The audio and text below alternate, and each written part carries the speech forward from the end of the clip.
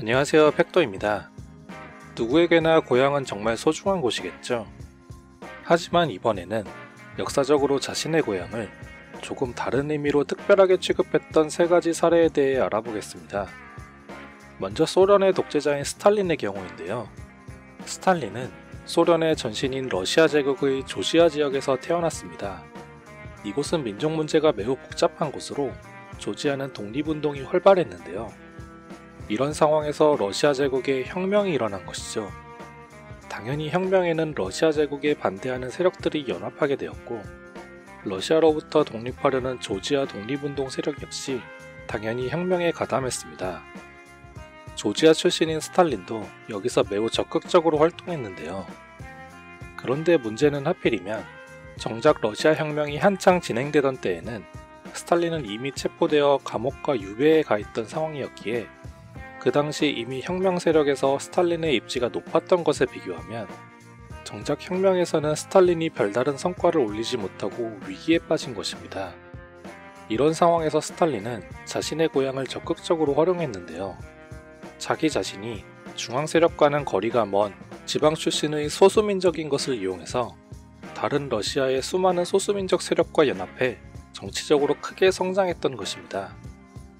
이렇게 스탈린은 고향인 조지아에 많은 도움을 받은 데다 과거엔 조지아 독립에도 관심이 많았었지만 스탈린이 소련의 정권을 잡은 이후에는 조지아의 독립에 도움을 주기는커녕 소련으로부터 독립하려는 조지아의 모든 시도를 무자비하게 진압하는 데 일조했습니다.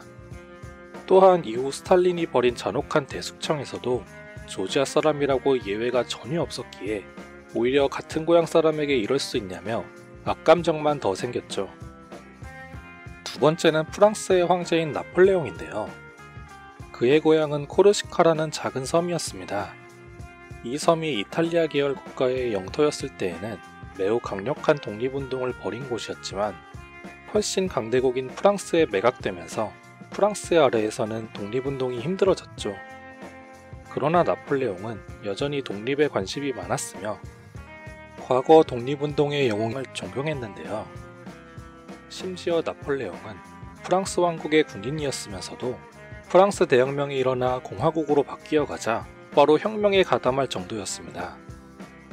이후에 코르시카 독립운동의 영웅이 영국의 지원을 받아서 독립운동을 다시 시작하자 당연히 나폴레옹도 여기에 가담하려 했지만 영국의 지원을 받은 독립운동의 영웅이 완전한 독립이 아닌 영국 연방 소속 국가가 되려는 독립운동을 벌였고, 이러한 의견 차이로 인해서 나폴레옹은 프랑스 본토로 추방당해버렸습니다.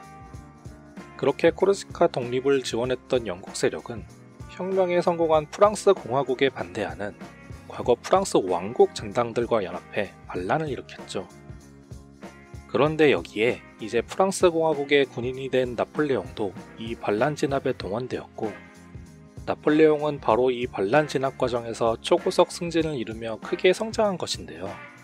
이것은 자신의 고향 독립 세력을 지원하는 세력들을 나폴레옹 스스로 격파하고 승진한 셈이었고, 실제로 이 진압 이후 이들 세력이 약화하면서 코르시카의 독립운동도 크게 몰락했습니다. 물론 그 이후에 나폴레옹이 프랑스 황제가 돼버리면서 코르시카 출신들을 프랑스 요직에 앉혀버리는 등 독립운동은 별 의미가 없어지긴 했지만요. 마지막 세 번째는 이탈리아를 통일한 사부아 왕조의 이야기인데요. 이들은 왕조의 이름에도 있듯이 대대로 사부아 지역을 다스린 귀족이었죠. 원래는 사부아만 가지고 있었으나 참가한 전쟁의 결과 시칠리아를 추가로 차지하여 이제 귀족에서 왕을 칭하게 된 왕조였는데요. 이렇기 때문에 이들의 본관은 당연히 사부아이고 시칠리아는 나중에 얻은 땅인데다 심지어 너무 거리가 멀다는 명분으로 오스트리아가 권유하여 시칠리아 대신 사르데나와 교환해버릴 정도였기에 사부아 왕조는 분명히 사부아 지역이 본가였습니다. 그런데 나중에 이 사부아 왕조가 이탈리아 전체를 통일하려는 목표를 세우고 진행하면서 아주 놀라운 선택을 하는데요. 이들은 자신의 힘만으로는 이탈리아를 통일하기가 어려웠기에 이웃한 프랑스의 힘을 빌리고자 했죠. 그런데 프랑스의 힘을 빌리는 대가로 바로 사부아 지역을 주기로 한 것입니다.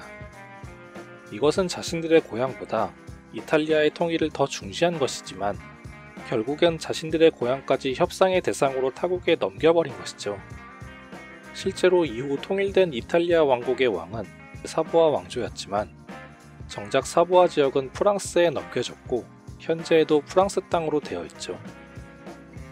이러한 여러 사례들을 보면 자신의 고향을 생각하는 마음은 각자 조금 다를 수도 있을 것 같습니다.